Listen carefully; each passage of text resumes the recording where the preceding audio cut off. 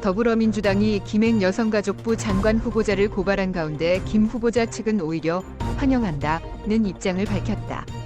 여권 일각에서는 국정 운영에 부담이 되었다는 기류가 확산하고 있으며 일부 의원들은 자진 사퇴를 요청하고 있다. 민주당은 배임 혐의로 김 후보자를 고발하였고 김 후보자는 입장문을 통해 수사에 응할 것이라고 밝혔다. 중학교 2학년 학생부터 대학 입시에서 선택 과목이 사라지고 고교 내신이 5등급제로 단순화되는 내용이 교육부에 의해 발표되었습니다. 이 개편안은 특정 선택 과목 쏠림과 문이과 유불리 현상을 해소하기 위한 것으로 국어와 수학, 사회과학 선택 과목을 없애는 내용을 포함하고 있습니다. 또한 내신 평가에서는 9등급제를 폐지하고 상위 10%를 1등급으로 하는 5등급제를 도입하는 내신 평가 개선안도 담겼습니다. 교육부는 수능시험에서 수학 미적분 2와 기하 과목을 절대평가하는 심화수학 영역 신설도 검토할 예정이며 올해 안에 개편안을 확정할 예정입니다.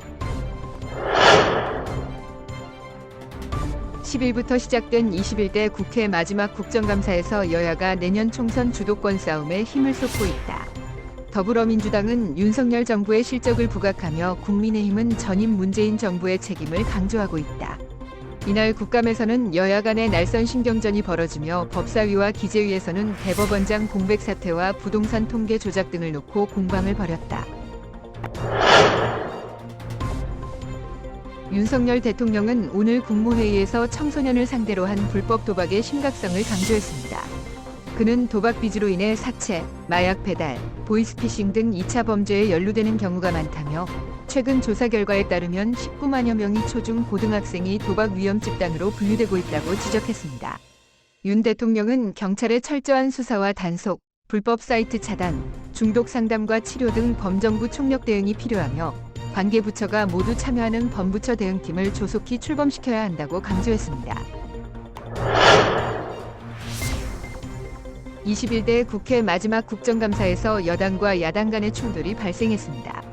여당 의원들은 신원식 국방부 장관의 임명 철회를 요구하며 피켓을 들고 입장하지 않았습니다.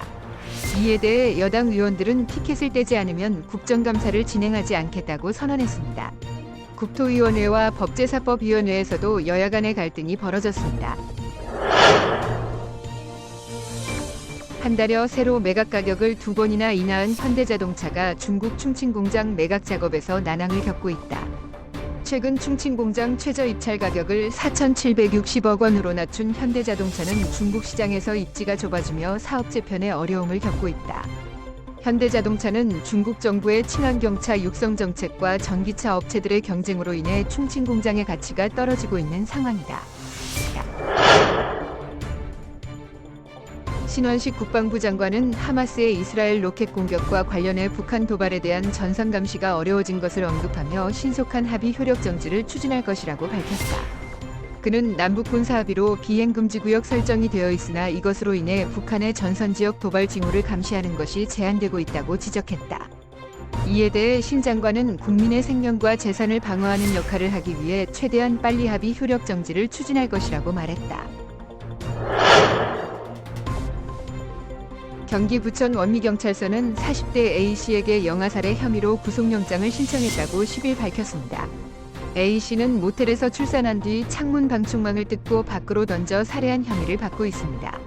경찰은 영아가 범행 당일 숨진 것으로 추정하고 정확한 사망 시점과 사인을 확인하기 위해 부검을 의뢰했습니다.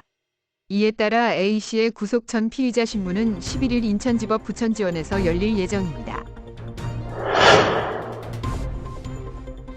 외교부는 최근 이스라엘 공격 과정에서 납치된 외국인 인질 가운데 한국인은 없다고 밝혔다.